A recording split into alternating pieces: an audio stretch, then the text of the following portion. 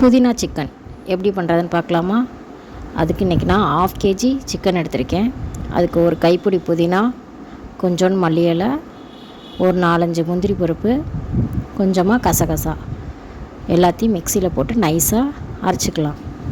அரைச்ச பேஸ்ட்டை நம்ம சிக்கனோட சேர்த்து மிக்ஸ் பண்ணிவிட்டு அது கூட சிக்கன் மசாலா, எந்த சிக்கன் மசாலானாலும் ஓகே, சிக்கன் மசாலா நம்ம காரத்துக்கு ஏற்ற மாதிரி ஆட் பண்ணி அது கூட கொஞ்சம் உப்பு போட்டு நல்லா மிக்ஸ் பண்ணிக்கலாம்.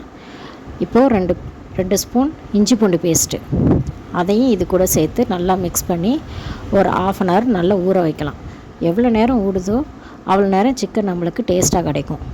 இப்போ 1/2 hour நல்லா ஊறிடுச்சு. ஒரு கடாயில் நான் கடலெண்ணெய் எடுத்திருக்கேன். கடலெண்ணெய் ஊற்றிட்டு தாளிக்கிறதுக்கு பட்டை, கல்பாசி, சோம்பு போட்டு தாளிச்சிட்டு ஒரு மீடியம் சைஸில் ஒரு 2 பெரிய வெங்காயம் போட்டு ஒரு 70% மட்டும் வதக்கிக்கிட்டேன். அது கூட நம்ம ஊற வச்ச சிக்கனையும் ஆட் பண்ணி நல்லா வதக்கிக்கலாம். இந்த டைமில் உங்களுக்கு காரம் கம்மியாக இருந்துச்சுன்னா சிக்கன் மசாலா கூட கொஞ்சம் சேர்த்துக்கோங்க. இப்போ நல்லா மிக்ஸ் பண்ணி மூடி போட்டு ஒரு 10 நிமிஷம் வேக வைக்கலாம். சிக்கன் நல்லா ஊறினதுனால குயிக்காக வெந்துடும்.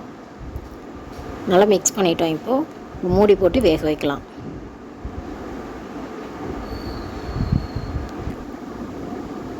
இப்போ ஓப்பன் பண்ணி பார்க்கலாம்.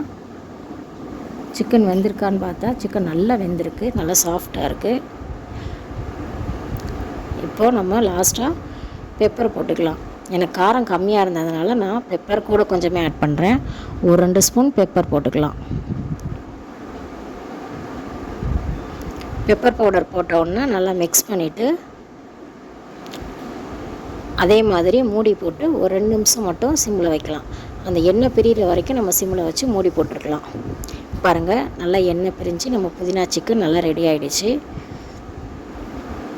இன்றைக்கி என்ன ஸ்பெஷல்னு பார்த்தா சிக்கன் பிரியாணி, புதினா சிக்கன், பாயில்டு எக்கு, அப்புறம் தயிர் பச்சடி.